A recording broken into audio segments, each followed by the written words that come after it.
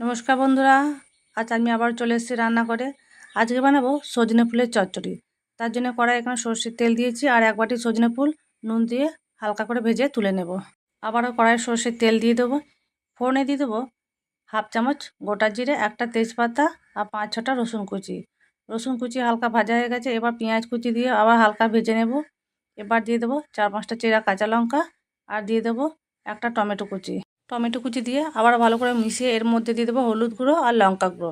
সব মশলাগুলো দিয়ে ভালো করে কষানো হয়ে গেছে। এবার এর মধ্যে দিয়ে দেবো কেটে রাখা আলু আর নুন দিয়ে আবারও ভালো করে মিশিয়ে আমি ঢাকা দিয়ে 5 মিনিট সেদ্ধ করে নেব। ঢাকা খুলে আবারও ভালো করে মিশিয়ে নেব। আমি এখানে হাফ কাপ মতন জল দিয়েছিলাম আলু সেদ্ধ করার জন্যে। এবার এর মধ্যে হাফ চামচ চিনি আর ভেজে রাখা সজনে ফুল দিয়ে আবারও ভালো করে মিশিয়ে নেব। এবার অল্প করে ধনেপাতা কুচি দিয়ে হালকা নাড়াচাড়া করে আমি নামিয়ে নেব। দেখুন বন্ধুরা, আমাদের সজনে ফুলের চচ্চড়ি